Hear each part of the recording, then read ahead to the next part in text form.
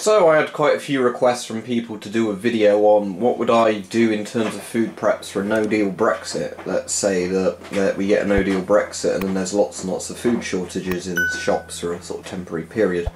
Well, as I've said quite a few times before, we have basic food preps anyway. And that isn't necessarily always from a prepping standpoint, it's just often that, it's convenient to buy a lot of dry food which has long dates on it and then just have it for when you want something that's not fresh. So in this video I'm not going to show you any stuff that's in the fridge or freezer, in terms of fresh food or food that requires electricity to keep. But obviously there's quite a lot of food in the fridge for short-term use and in the freezer for, like long-term use as well, but obviously that requires electricity. So let's go through some of the stuff quickly. So you can see there's just some biscuits and things on the top. Those ones normally people give us as gifts and then we eventually get round to eating. A bit of fruit on there as well, some wedding wheels. One with the chocolate in, so the unhealthy stuff as you can see, but obviously good for short-term sugar stuff. Now, Weapon Collector did a video recently on about ration packs, sort of you could make yourself, and he covered a very important point in there, which is that if you're eating rations for a survival sort of thing, not as a soldier carrying a rifle and lots of heavy equipment, walking miles, per day, where you need 2,500, 3,000 calories plus a day, but just sitting around kind of surviving on a low food type diet, you could probably manage fine on 500 to 1,000 calories, assuming that that was a short-term thing, not a long-term thing. So obviously it's important to note that a couple of chocolate bars or something, although it's not a very good source of nutrition per day, would be enough to keep you going. Obviously you're going to get a bit of a crash from just eating chocolate though, because it's lots of simple carbohydrates as in sugars in it, rather than, better nutrition. So anyway, in that one, chocolate bars.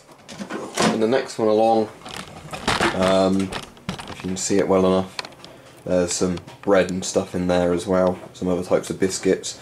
Above that there's two containers full of like biscuits type things, cereal bars, things like that.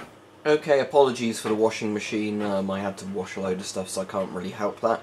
So this is the main food cupboard, and as you can hopefully see it's quite big, so I'm not going to go through all of it in detail, but just to give you some idea. So in there you can probably see there's a bag of rice and in the front and some oats.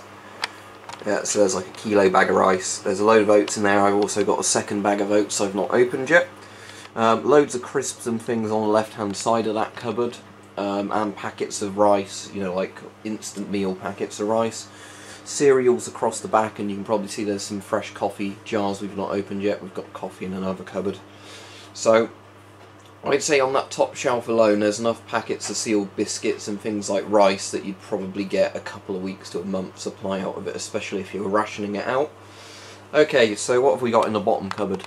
This is where we've got things like the tinned fruit and tinned cans of soup and corn and things like that, as well as some, honey, condiments, things like that that's stored. Probably see on the left there's cans of tuna or sardines, or whatever it is, I think it's tuna. There's also sort of things like salt sealed in the bottom of there as well.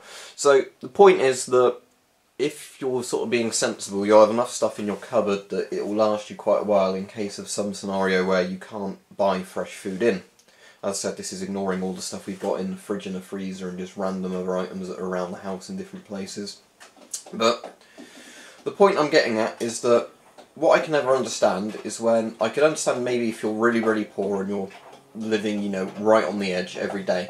But what I can't understand is when people complain that there's one day of bad weather, like heavy snow or something, and then they're apparently starving because they've run out of food.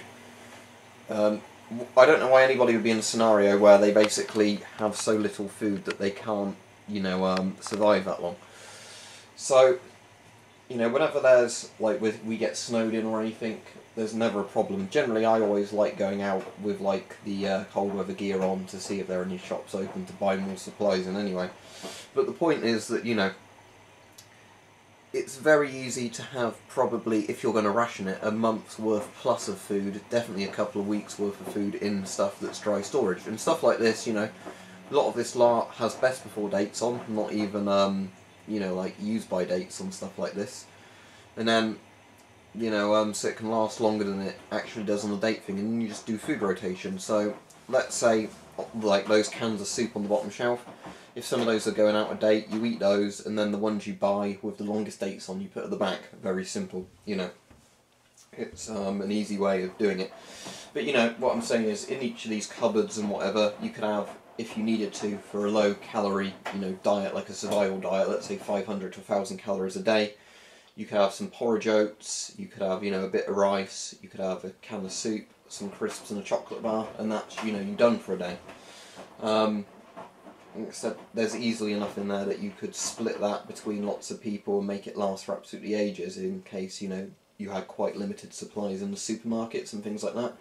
What I would say is far more important actually though, is if you're like me and you're chronically ill and you need to get certain medications on prescription, you get those prescriptions in early, because that's where I've had far more problems in terms of, you know, stuff that's controlled where you can't really stock it up, and then finding that pharmacies can't get it in for whatever reason.